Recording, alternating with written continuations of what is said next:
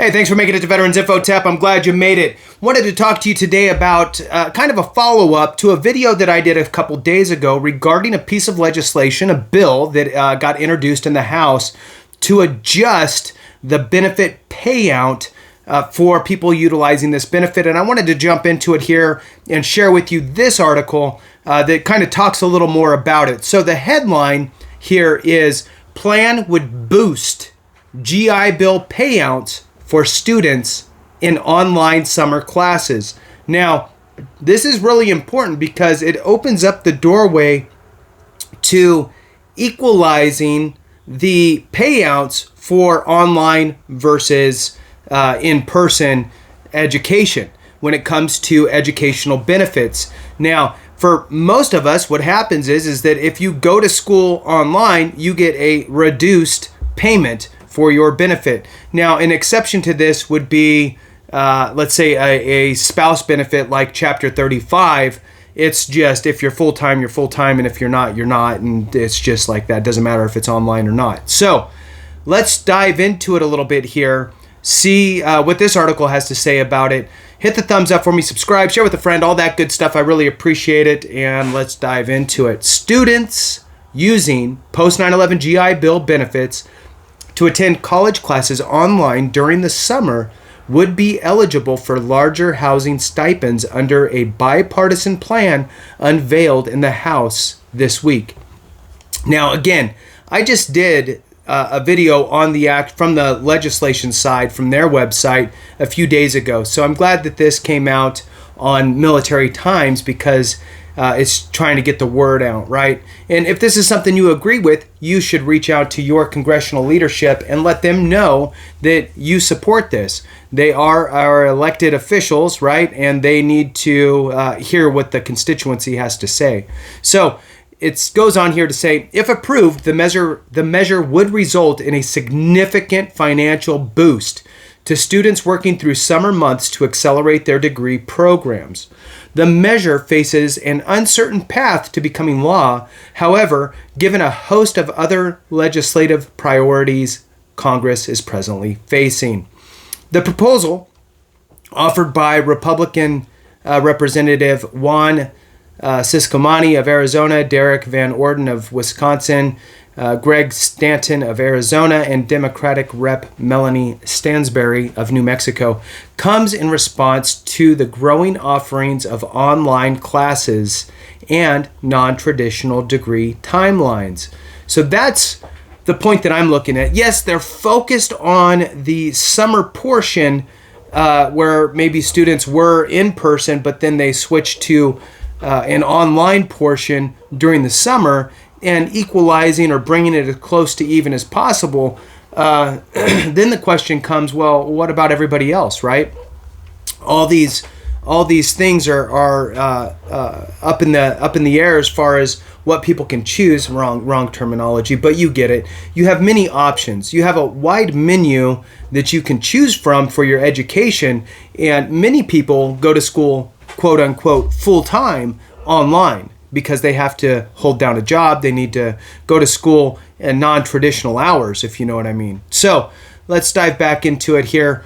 The plan would not affect students studying remotely during the traditional school year. Those individuals currently receive monthly housing stipends of up to about $1,000, half of the national average of housing support payouts to active duty troops and full-time GI Bill students. Students who attend classes in person receive payouts based on where their school is located, with some getting more than $3,000 a month to help with higher rent and living costs in expensive areas. But that total is slashed in half if students attend all of a semester's classes remotely. The new proposal would guarantee stipends of nearly $2,000 a month for 12-week summer courses, helping to cover those personal expenses. Then there's a quotation here. As our service members transition to civilian life and pursue educational opportunities, they should have full access to all the benefits they have rightfully earned, Ciscomani said in a statement in response to the growing prevalence of virtual classes. This legislation makes the seeks to eliminate the disparity in benefits between in-person and online student veterans. And again, in that quote, it's opening that doorway to equalize the two in general. So beyond the, at some point, I would think, beyond just this summer class thing that this bill is specifically targeting. The legislation wouldn't go into effect until August 2024, meaning GI Bill users would not be able to receive the larger stipends until the summer of 2025 semester at the earliest. Still, Stansberry said in a statement that the move is needed now to help close the gap and help our veterans pursue higher education on their own timeline. But House leaders have not announced any timeline for consideration of the measure. Both congressional chambers are working this week to pass budget bills and avoid a government shutdown at the end of the fiscal year.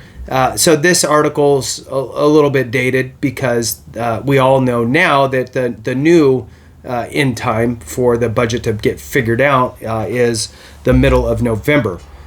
So moving on, the post 9/11 GI Bill is the most popular education benefit provided by the Department of Veterans Affairs, with more than 834,000 beneficiaries receiving about $9.9 billion in financial support in fiscal year 2022 alone. So here's the important part, right? The important part is, and I'll set it up with this. Many of us have no educational benefits remaining, right? So we served prior to post 9/11 or prior to 9/11, so we don't have post 9/11 GI Bill. The Montgomery GI Bill ended in a 10-year time frame, and all of that's gone. So I get it. It might not be specific to you. However, what we do need to look at is the downstream effects, right? So everything that we have, at least the way I look at it, everything that we have as a veteran community today is because of the veterans that came before us and fought and yelled and stamped, and threw their fist down on a table and, shook a congressional leader and said, this is what we need. We have that stuff. We have everything we have today because of the ones before us. So now it's our turn to hammer home with our legislative elected officials and let them know this is something we need. Whether we need it specifically or not, it's to help those coming behind us, right? So, for example, my son, right? My son who's in the Air Force, well, when he gets out, he'll be able to utilize this benefit. So we all may have family and friends, and if not, just our future brothers and sisters who get out, right?